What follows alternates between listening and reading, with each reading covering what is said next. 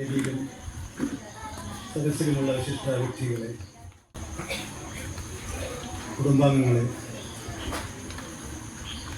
എൻ്റെ സഹപാഠികളെ, സുഹൃത്തുക്കളെ, നാട്ടുകാരെ, ഇത് പവിത്രമായിട്ടുള്ളൊരു സദസ്സാണ്. ഈ പ്രദേശത്തെ വിവിധ മേഖലകളിലുള്ള വിശിഷ്ട വ്യക്തികളൊക്കെ ഉണ്ട്. ഈ സദസ്സ് എനിക്ക് തന്നിട്ടുള്ള ഈ ആദരം വളരെ മഹത്തരമായിട്ട് ഞാൻ കാണുന്നു. ഒരുപാട് ആദരങ്ങൾ കഴിഞ്ഞ ഒരാഴ്ചയായിട്ട് എനിക്ക് കിട്ടിയിട്ടുണ്ട്. പക്ഷേ ഇത് അതിൽ നിന്നൊക്കെ വ്യത്യസ്തമാണ്. ഇതിനെങ്ങനെ ഇപ്പം ഇങ്ങോട്ട് നന്ദി പറയേണ്ടത് എനിക്കറിയില്ല. എങ്കിലും ഔപചാരികമായിട്ട് ഞാൻ എൻ്റെ നന്ദി കടപ്പാടും അറിയിക്കുകയാണ്.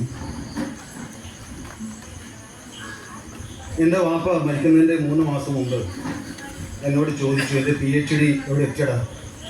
ഞാൻ പറഞ്ഞത് കഴിയാറായിട്ടില്ല, ഇനിയുണ്ട്, 1-2 ചാപ്റ്റർ ഇനി ബാക്കിയുണ്ട് എന്ന് പറഞ്ഞു. അപ്പോൾ എന്നോട് പറഞ്ഞു, കഴിഞ്ഞ ഉടനെ നീ KV അറിയിക്കണം, വട്ടയാടനെ എന്ന് വിളിക്കുക, വട്ടയാടനെ അറിയിക്കണം, അവരെന്നെ ആദരിക്കും എന്ന് പറഞ്ഞു. ഞാനപ്പോൾ തമാശയായിട്ട് കണ്ടിട്ടുണ്ട്.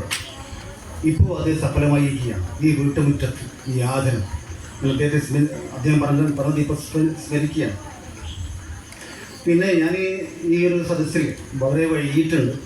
ഓരോ 5-10 മിനിറ്റ് മാത്രമേ ഞാൻ സംസാരിക്കുന്നുള്ളൂ. നിങ്ങൾ ഇനിയും ഇരുത്താൻ പാടില്ല. ഇൻസിഡൻറ്റ് കുറിച്ചൊക്കെ എൻ്റെ ആൾക്കാരൊക്കെ ഉണ്ട്. കൊന്തച്ചൻ ഞാനിപ്പോൾ എന്തിനെക്കുറിച്ചാണ് പറയേണ്ടത് എന്ന് എനിക്ക് അറിഞ്ഞൂടാ. കാലിഗ്രാഫിയെക്കുറിച്ചാണോ പറയേണ്ടത്, അതല്ല എൻ്റെ കുടുംബത്തെക്കുറിച്ചാണോ പറയേണ്ടത്, ഈ 50 വർഷത്തെ എൻ്റെ ജീവിത ചരിത്രത്തെക്കുറിച്ചാണോ പറയേണ്ടത്, നാട് വിട്ടു പോകാനുള്ള സാഹചര്യത്തെക്കുറിച്ചാണോ പറയേണ്ടത് എന്നെനിക്ക് അറിഞ്ഞൂടാ. ഇതെല്ലാം കൂടെ പറയാനുള്ള സമയമില്ല. എന്നാലും പറയട്ടെ, ഞാൻ ഈ കാലിഗ്രാഫിയാണല്ലോ ഇപ്പോൾ നമ്മുടെ വിഷയം. ഈ കാലിഗ്രാഫിയും എൻ്റെ ഈ തീസീസ് നമ്മളെ ഇവിടെ ഒരുമിച്ച് കൂട്ടിയത് ഈ ഒരു ഗവേഷണ പ്രബന്ധമാണല്ലോ. Growth and development of Arabic calligraphy and decorative scripts, historical and aesthetic analysis. ഈ വിഷയമാണ് നമ്മളെ ഇവിടെ സമ്മേളിപ്പിച്ചത് പ്രധാനമായിട്ട്. ഇത് അറബി ഭാഷയുടെ വികാസം മാത്രമല്ല, അതിൻ്റെ ആ എഴുത്തിൻ്റെ വികാസവും വളർച്ചയും വികാസവും, അതുപോലെ അലങ്കാര ലിപികളുടെ വളർച്ചയും വികാസവും ഒക്കെയാണ്. പലരും എന്നോട് ചോദിക്കാറുണ്ട്, എങ്ങനെയാണ് ഈ വിഷയത്തിലേക്ക് എത്തിയത്, എങ്ങനെയാണ് പഠിച്ചത്? അത് ചോദിക്കുമ്പോൾ എനിക്ക് അറിഞ്ഞൂടാ എങ്ങനെയാണ് ഞാൻ ഇതിലേക്ക് എത്തിയത്, എങ്ങനെയാണ് പഠിച്ചതെന്ന്. ഈ ചെറിയ സ്പാർക്ക് ഉണ്ടായിട്ടുണ്ടാകാം. ഞാനിവിടെ ഈ കൊറ്റമ്പലെ മിഷ്കാത്തുൽ ഹുദ മദ്രസയിൽ പഠിക്കുന്ന സമയത്ത് നമ്മുടെ മർഹൂം കുഞ്ഞാമതമല്ലാത്ത ഞങ്ങൾ ഖുർആൻ പഠിപ്പിക്കുമ്പോൾ ഞാനും നജീബും ബഷീറും ഒക്കെ ഇരുന്ന് ഒരു ബെഞ്ചിൽ നിന്ന് പഠിക്കുമ്പോൾ ആ മദ്രസയിലെ ജനാലിൻ്റെ മേലെ ആർച്ച് രൂപത്തിൽ എഴുതി വെച്ച ഒരു കാലിഗ്രാഫി ഉണ്ടായിരുന്നു. 4 ജനലിൻ്റെ മുകളിൽ അന്നത്തെ നമ്മുടെ പിതാക്കന്മാർ ഇട്ടേച്ച് പോയ കലകൾ, സുകുമാര കലകളായിരുന്നു. അത് ഒന്ന് ഞാൻ ഓർക്കുകയാണ്, ഇന്നവലാമാൽ പിന്നെ ചെയ്യാത്തതാണ്. മറ്റൊന്ന് ഐ ജന്നത്തു തഹ്ത അഖ്ദാമിൽ ഉമ്മഹാത്ത് എന്നൊക്കെ ആർച്ച് രൂപത്തിൽ കാലിഗ്രാഫി എഴുതിയത് ഞാൻ കണ്ടിട്ടുണ്ട്. അന്ന് ഞാനത് ശ്രദ്ധിച്ചിട്ടുണ്ട്. അതായിരിക്കാം ഒരു കാരണം. പിന്നെ നേരത്തെ സൂചിപ്പിച്ച പോലെ ചെറുവാടി സ്കൂളിൽ 4ാം ക്ലാസ്സിൽ പഠിക്കുമ്പോൾ അവിടെയുള്ള മുക്കം സബ്ജില്ലയിൽ അറബി കയ്യെഴുത്തിന് എനിക്കായിരുന്നു ഫസ്റ്റ്. അതേപോലെ തന്നെ അറബി ഗാനത്തിന് 100 മീറ്റർ റേസിംഗ് ഓട്ടത്തിനൊക്കെ എനിക്കായിരുന്നു ഫസ്റ്റ് കിട്ടും. അന്ന് കിട്ടിയ സോപ്പ് പെട്ടിയും പേനയും അതുപോലെ ഒക്കെയുള്ള സമ്മാനങ്ങളൊക്കെ ഇപ്പം ഓർക്കുകയാണ്. ഇതൊക്കെയാണ് ഇതിലേക്ക് എത്താനുള്ളൊരു നിമിത്തമായിട്ട് എനിക്ക് തോന്നുന്നത്. എഴുത്തിനോട് എനിക്കൊരു താല്പര്യം ഉണ്ടായിരുന്നു, ഒരു ഇൻടേക്ക് ഉണ്ടായിരുന്നു എന്നാണ് അർത്ഥം. പിന്നീട് 1999 ആദ്യമായിട്ട് കേരളത്തിലെ അറബിക് സിലബസിൽ ഈ അറബിക് ഹാൻഡ് റൈറ്റിംഗ് ഉൾപ്പെടുത്തി. ഇംഗ്ലീഷ് ഹാൻഡ് റൈറ്റിംഗ് പോലെ അറബിക്ക് ഹാൻഡ് റൈറ്റിംഗ് ഉണ്ട്. അതിന് നേരത്തെ ഇവിടെ പറഞ്ഞല്ലോ, ഹത്ത് റുഖ എന്നതിൻ്റെ പേര് അറബിക് ഹാൻഡ് റൈറ്റിംഗാണ്. ഇത് നമ്മുടെ വിദ്യാർത്ഥികളെയും ഈ ആധുനിക ഭാഷയുടെ ഭാഗമായിട്ട് അറബിക്ക് ഹാൻഡ് റൈറ്റിംഗ് കൂടി പഠിപ്പിക്കണം എന്ന സിലബസിൽ ഉൾപ്പെടുത്തി 1999. എന്നിട്ട് 6ാം ക്ലാസ്സിലെ ടെക്സ്റ്റ് ബുക്കിൽ അസ്സലാമു അലൈക്കും എന്ന് പറഞ്ഞിട്ട് ഹത്ത് റുഖയിലെ ഈ അറബി ഈ ഹാൻഡ് റൈറ്റിംഗിലെ ഒരു വാചകം എഴുതിക്കും, ഇത് പഠിപ്പിക്കണമെന്ന്. അപ്പോൾ ഞങ്ങൾ അധ്യാപകർ എല്ലാവരും പറഞ്ഞു, ഞങ്ങൾക്ക് ഇത് ട്രെയിനിങ് വേണം, ഞങ്ങൾക്ക് ആർക്കും ഇത് അറിഞ്ഞൂടാ. ആ സമയത്ത് മൂക്കില്ല രാജ്യത്തെ മുറിമൂക്കുമായിട്ടാണ് ഞാൻ ഈ രംഗത്തേക്ക് വരുന്നത്. അറിയാമല്ലോ, നേരത്തെ എൻ്റെ ഉള്ളിൻ്റെ ഉള്ളിൽ ഒരു എഴുത്തിനോടൊരു കമ്പം, ഒരു മഹബത്ത് ഉണ്ടായിരുന്നു എന്നത്. ഞാൻ എൻ്റെ വിദ്യാർത്ഥികളോട്, എൻ്റെ മക്കളോട് ഞാൻ പറയുകയാണ്, ഒരു ഗ്യാപ്പ് ഏതൊരു മനുഷ്യനാകട്ടെ അവൻ്റെ ജീവിതത്തിൽ ഇതുപോലെ വളരാനുള്ളൊരു ഗ്യാപ്പ് ഉണ്ടാകും. ആ ഗ്യാപ്പിൽ നമ്മൾ ഇടിച്ച് കയറിക്കൊള്ളും. അങ്ങനെ ഞാൻ ഈ സമയത്ത് എൻ്റെ സഹപാഠികൾ, എൻ്റെ സഹ അധ്യാപകർക്ക്, സുഹൃത്തുക്കളായിട്ടുള്ള അധ്യാപകർക്ക് ഞാൻ കാരണം ഈ അറബി, ഈ ഹത്തൊക്കെ അറബിക്ക് ഹാൻഡ് റൈറ്റിംഗ് എന്താണെന്ന് പഠിപ്പിച്ചു. പിന്നെ അവർ ഓരോ സംശയം ചോദിച്ചപ്പോൾ ഞാൻ ആ സംശയം തീർക്കാനായിട്ട് എൻ്റെ അളിയന്മാരോടൊക്കെ, ഗൾഫിലുള്ള ആൾക്കാരോടൊക്കെ ഒരുപാട് പുസ്തകങ്ങൾ, ഒരു 5-6 രാഷ്ട്രത്തിലെ ഈ റഫറൻസ് പുസ്തകങ്ങൾ ഞാൻ ശേഖരിച്ചു. അത് സ്വയം ഇവിടുന്ന് ഞാൻ വായിച്ചു, പഠിച്ചു. അതിൽ 1 ഡസനോളം വ്യത്യസ്ത പുസ്തകങ്ങൾ എഴുതിയിട്ടുണ്ട്. അത് ഇന്നും കുട്ടികളുടെ സ്കൂളുകൾ, നേരത്തെ ഇവിടെ സീരീസ് സൂചിപ്പിച്ചു, സ്കൂളുകൾ ഉപയോഗിക്കുന്നുണ്ട്. അറബിനെറ്റ് പബ്ലിഷ് ചെയ്തു വർഷങ്ങളായിട്ട് 2002 മുതൽ അത് സ്കൂളുകളുടെ സിലബസിൽ ഭാഗമായിട്ട് അംഗീകരിക്കുകയും പുസ്തകമായിട്ട് ഉപയോഗിക്കുകയും ചെയ്യുന്നു.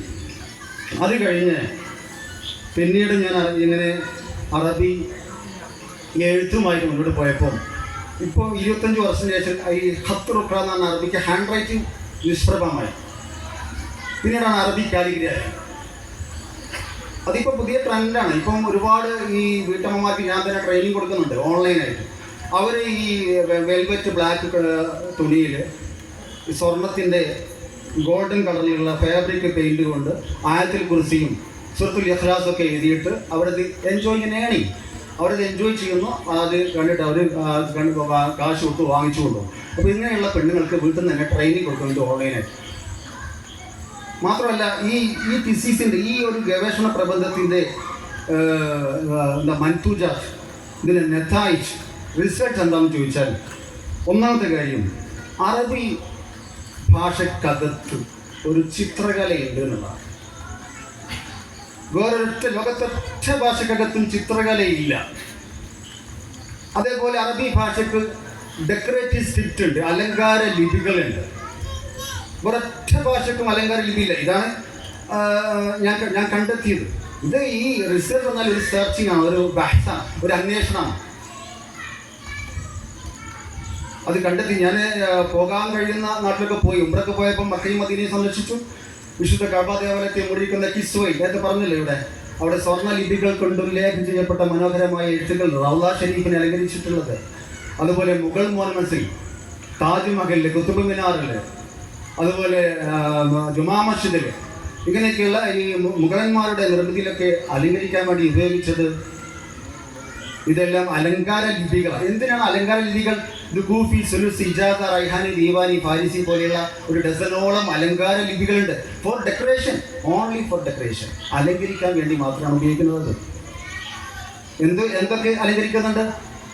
ഇതിൽ ബിൽഡിങ്ങുകൾ അലങ്കരിക്കുന്നുണ്ട്, അതുപോലെ തന്നെ ഫർണിച്ചറുകൾ, വസ്ത്രങ്ങൾ, ഇങ്ങനെ മനുഷ്യൻ ഉപയോഗിക്കുന്ന സകല വസ്തുക്കളും അലങ്കരിക്കാൻ, ഇപ്പോൾ ഡെക്കറേഷൻ, ഇത് പുതിയ ഈ മോഡേൺ ട്രെൻഡായിട്ട് കാലിഗ്രാഫി ഉപയോഗിക്കുന്നുണ്ട് പുതിയ കാലത്ത്. മാത്രമല്ല അറബി കാലിഗ്രാഫർ എന്ന ഒരു ഡെസിഗ്നേഷൻ ഉണ്ട്, ഒരു കരിയർ ഉണ്ട്. ഞാൻ മുന്നോട്ട് വെക്കുന്ന കാര്യമാണ്, അറബി ഒരുപാട് കുട്ടികൾ അറബി പഠിക്കുന്നുണ്ട്. അപ്പോൾ അവരുടെ മുന്നിലുള്ള ജോബ് എന്താണ്? ഒന്ന് അറബി അധ്യാപകൻ, ഒന്ന് അറബി ട്രാൻസ്ലേറ്റർ, അല്ലെങ്കിൽ മദ്രസയിലെ പള്ളിയിലോ ഇമാമത്തായിട്ടോ അല്ല അധ്യാപകനായിട്ടോ തുടരുക. ഇതങ്ങനെയല്ല, അറബി കാലിഗ്രാഫർ ഉണ്ട്. ഇതുപോലെ ലോഗോകൾ, എംബ്ലങ്ങൾ വരക്കാൻ കഴിയുന്ന, അല്ലെങ്കിൽ അറബിയിലെ ഹത്ത്, സുൽസോ, കൂഫിയോ ഡെക്കറേറ്റീവ് സ്റ്റിച്ച് ചെയ്യാൻ കഴിയുന്ന ആൾക്കാരെ വേണമെന്ന് എന്നോട് ചോദിക്കുന്നുണ്ട്. ഞാൻ ഈ മേഖലയിലുള്ള ആളായതുകൊണ്ട് എന്നോട് ചോദിക്കുന്നുണ്ട്. എന്നാലിപ്പം ഒരു 2 ആഴ്ച മുമ്പാണ് തിരുവനന്തപുരത്ത് ഒരു പള്ളിയിൽ ലാ ഇലാഹ ഇല്ലല്ലാഹ് മുഹമ്മദ് റസൂലുള്ളാഹി എന്ന് മിഹ്റാബിൻ്റെ 2 വശത്തും എഴുതാൻ നിങ്ങൾ എഴുതി തരണം എന്ന് ചോദിച്ചുകൊണ്ട്, എനിക്ക് അങ്ങനെ എഴുതാൻ കഴിയാത്തത് കൊണ്ട് ഞാൻ അതിനാവശ്യമായിട്ടുള്ള മാറ്റർ തയ്യാറാക്കി കൊടുത്തു. അവരൊരു ആർട്ടിസ്റ്റിനെ വിളിച്ചിട്ട് അത് പകർത്തി എഴുതിച്ചു. എന്നാളിപ്പം വേറൊരാൾ, ഒരു നബീൽ എന്ന് പറഞ്ഞ ഒരു പയ്യന്, അവന് മഹർ കൊടുക്കാൻ വേണ്ടിയിട്ട് അവന് ലോക്കറ്റിൽ അൻവർ എന്ന് കാലിഗ്രാഫിൽ എഴുതി തരണം, തട്ടാന് കൊടുക്കാൻ വേണ്ടിയിട്ടാണ്. എന്തെല്ലാം ആവശ്യക്കാരാണ് അന്വേഷിക്കുന്നത്. നമ്മുടെ നാട്ടിൽ ഉപഭോക്താക്കളുണ്ട്, കസ്റ്റമേഴ്സ് ഉണ്ട്, പക്ഷേ അറബി കാലിഗ്രാഫേഴ്സ് ഇല്ല. അപ്പോൾ അറബി കാലിഗ്രാഫർ എന്നത് ഒരു നല്ല അറബി ടീച്ചറേക്കാളും അറബി ട്രാൻസ്ലേറ്ററേക്കാളും ഡിമാൻഡുള്ള ഒരു തൊഴിൽ മേഖലയാണ്. അത് ഒരു പുതിയ വാതിൽ തുറക്കുകയാണ്. അതാണ് ഇപ്പം നേരത്തെ ഓസി ഇവിടെ പറഞ്ഞല്ലോ. ഇതിൻ്റെ സബ്മിഷൻ സമയത്ത് അവിടെ നിന്ന് അവർ പ്രഖ്യാപിച്ചു, ഞങ്ങളിതിൻ്റെ 2 ടെക്സ്റ്റ് പുസ്തകങ്ങൾ ഡിഗ്രിക്ക് വേണ്ടി ഉൾപ്പെടുത്തിയിട്ടുണ്ട്, സിലബസിൽ ഉൾപ്പെടുത്തിയിട്ടുണ്ട്. എൻ്റെ ഈ തിസീസ് അതിൻ്റെ റെഫറൻസ് ആയിട്ട് അവർ പരിഗണിക്കുകയും ചെയ്തിട്ടുണ്ട് എന്നൊക്കെ പറയണ്ടായി. അതിന് കിട്ടിയൊരു അംഗീകാരമാണ്. പിന്നെ ഇത് എങ്ങനെ ചെയ്തു എന്നതാണ്. ഈ ലക്ഷ്യം, ഇതാണ് എൻ്റെ ലക്ഷ്യം, ഇത് പൂർത്തിയാക്കുക എന്നുള്ളതാണ്. അപ്പോൾ ഇതിനു വേണ്ടി സഹിച്ച ത്യാഗങ്ങളൊന്നും ഞാൻ പരിഗണിച്ചില്ല. ഞാൻ പറഞ്ഞല്ലോ, കുറേ ഇന്ത്യയിൽ കാശ്മീരിലെ ഹസ്രത്ത് ബാൽ മസ്ജിദുൽ ജാമിഅ്, കാശ്മീരിൽ പോയി പല സ്ഥലങ്ങളിൽ കണ്ടി, പല പള്ളികളിലെ എഴുത്തുകൾ പരിശോധിച്ചു, 200-ലധികം ഗ്രന്ഥങ്ങൾ പരിശോധിച്ചു, 150ഓളം ലേഖനങ്ങൾ, വിവിധ നിരവധി വെബ്സൈറ്റുകൾ ഒക്കെ പരതിയിട്ടാണ് ഇതിൻ്റെ ഡാറ്റ, ഇതിൻ്റെ 4 ഇരട്ടി ശേഖരിച്ചു. അത് വായിച്ച് ചുരുക്കി കുറുക്കി ഈ രൂപത്തിലേക്ക് ആക്കി. അപ്പോൾ ഇത് ഞാൻ കാണുന്ന ഇതിലേക്ക് നേരത്തെ സാറ് പറഞ്ഞ പോലെ ഇതിലൊരു ബെനിഫിറ്റും ഇല്ല, പ്രൊമോഷൻ ഇല്ല, വേറെ ഒരു സാമ്പത്തിക നേട്ടമൊന്നുമില്ല. പക്ഷെ ഞാൻ ഇതുവരെ ജീവിച്ചത് അറബി ഭാഷ പഠിപ്പിച്ചിട്ടാണ്.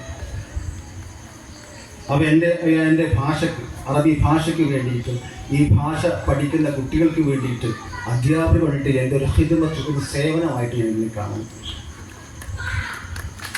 അത് മാത്രമാണ് കാണുന്നത്. ഞാൻ അധികം നീട്ടിപ്പരത്തി പറയുന്നില്ല. ഇത്ര മാത്രമേ പറയുന്നുള്ളൂ. എൻ്റെ മക്കൾക്ക് വേണ്ടി, വിദ്യാർത്ഥികൾക്ക് വേണ്ടി പറയുകയാണ്, നമ്മൾ മാറ്റം ഉണ്ടാകണമെങ്കിൽ എന്താ വേണ്ടത്? ജീവിതത്തിൽ നമ്മൾ മാറണമെന്ന് ആഗ്രഹിക്കുന്നുണ്ട്. മാറ്റം ഉണ്ടാകണമെങ്കിൽ എന്താ വേണ്ടത്? ഞാൻ പറഞ്ഞില്ല, ഞാൻ അവിടുന്ന് കുറേ തോറ്റ കഥകൾ പലരും പറഞ്ഞു, അത് ആവർത്തിക്കുന്നില്ല. എന്നിട്ട് ഞാൻ എൻ്റെ ആഗ്രഹം അവസാനം ഒരു 19 വയസ്സായി. 19ാമത്തെ വയസ്സിൽ എൻ്റെ ആഗ്രഹം എന്താണെന്ന് വെച്ചാൽ ഒരു അധ്യാപകനാകണമെന്നുണ്ടായിരുന്നു. ഇത് ഞാൻ ആഗ്രഹിക്കുമ്പോൾ ഞാനവിടെ നന്ദിയാലിലെ, ആന്ധ്രാപ്രദേശിലെ നന്ദിയാൽ ബിസ്ക്കറ്റ് കമ്പനിയിൽ ജോലി ചെയ്യുകയാണ് 10ാം ക്ലാസ് തോറ്റതിൻ്റെ ശേഷം. ആ സമയത്ത് എൻ്റെ ഈ ആഗ്രഹം സഫലമാകുമോ ഇല്ലയോ? ഇല്ല. ഞാൻ ഇങ്ങനെ പോരാ, എനിക്ക് മാറണം, എന്നെ ആരും അംഗീകരിക്കുന്നില്ല, എന്നെ ഒന്നും കൊള്ളാത്തവനാണ് എന്ന് എല്ലാവരും പറയുന്നു. എനിക്ക് തന്നെ വളരെ കോംപ്ലക്സ്, ഒരുപാട് പ്രശ്നങ്ങൾ, എനിക്ക് മാറണം, ഇങ്ങനെ പോരാ എന്ന് ഞാൻ ചിന്തിച്ചു. ഈ ചിന്ത മാറാൻ വേണ്ടി നമ്മൾ ചിന്തിക്കുമ്പോഴാണ്, എപ്പോഴാണോ നമ്മൾ മാറ്റത്തിന് വേണ്ടി ചിന്തിക്കുന്നത്, അപ്പോഴാണ് മാറ്റം ഉണ്ടാകുന്നത്. അതിനുശേഷം ഞാൻ അവിടുന്ന് നാട്ടിലേക്ക് വന്നു. പിന്നെയാണ് പഠനങ്ങളൊക്കെ നടന്നത്. സ്വന്തം പഠിച്ചു, മാറാൻ വേണ്ടിയില്ല ചിന്ത, എവിടെയെങ്കിലും എത്തണം. ഞാൻ എൻ്റെ നന്ദിയും കടപ്പാടും അറിയിക്കുകയാണ്. അസ്സലാമു അലൈക്കും വറഹ്മത്തുള്ളാഹി വബറകാതുഹു.